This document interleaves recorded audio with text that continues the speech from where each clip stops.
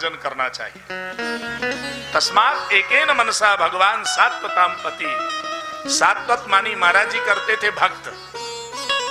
टीकाकार लिखते हैं यादव, टीकाकार कहते हैं सात्वत मानी यादव। तो पूज्य महाराज जी कहते थे सात्वताम भक्तानाम पति। भक्तों के स्वामी भगवान श्री कृष्ण क्या देखते हैं? एकाग्रता से कौन भजन कर रहा है। एकाग्र होइए। ये श्लोक यहां भी आया है प्रथम स्कंद के दूसरे अध्याय के 14वें श्लोक में इसको ऐसा रखा, और आगे चल करके दूसरे स्कंद के पहले अध्याय के 6वें श्लोक में फिर इसको दोहराया, और दूसरे स्कंद के तीसरे अध्याय के 24वें श्लोक में फिर ऐसा ही का ऐसा दोहराया।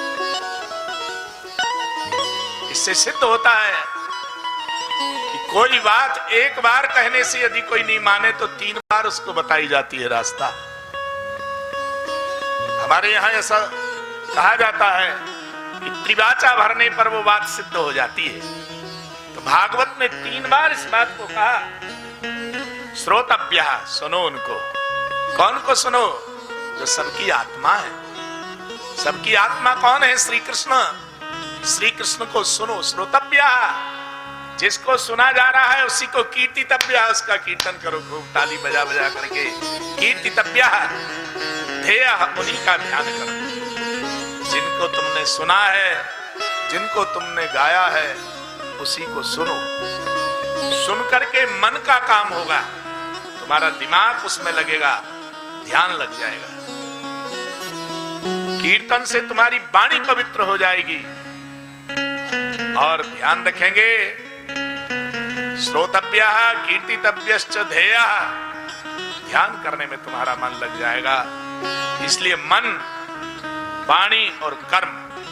कर्म हो गया यहां कीर्तन, और वाणी हो गया यहां कीर्तन, और श्रवण जो है अंतःकरण को विशुद्ध करने वाला है। मन को लगा दिया, मन भगवान में लग गया।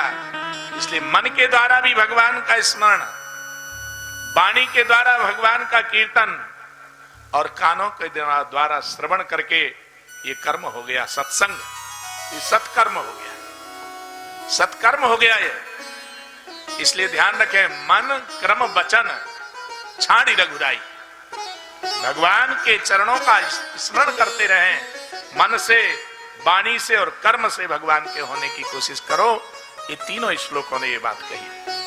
पूज्य श्री पंडित जी श्री गया प्रसाद जी महाराज, गोवर्धन में विराजमान पूज्य पंडित जी महाराज, कौन नहीं उनको जानता होगा।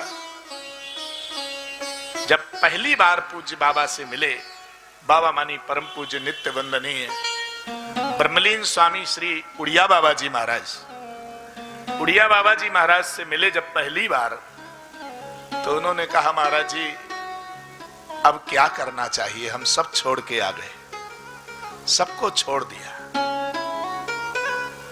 और जीव का धर्म क्या है? पढ़े लिखे विद्वान पूज्य पंडित जी और पढ़े लिखे विद्वान जब महापुरुषों से मिलते हैं तो ऐसा ही प्रश्न करते हैं। उन्होंने कहा अब मुझे क्या करना चाहिए?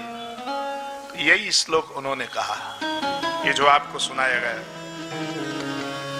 और इसी को हिंदी रूपांतर कर दिया। राम ही सुमरिए गाइए, राम ही सुमरिए गाइए, राम ही संतत सुनिए राम गुण ग्राम, संतत सुनिए राम गुण गाइए।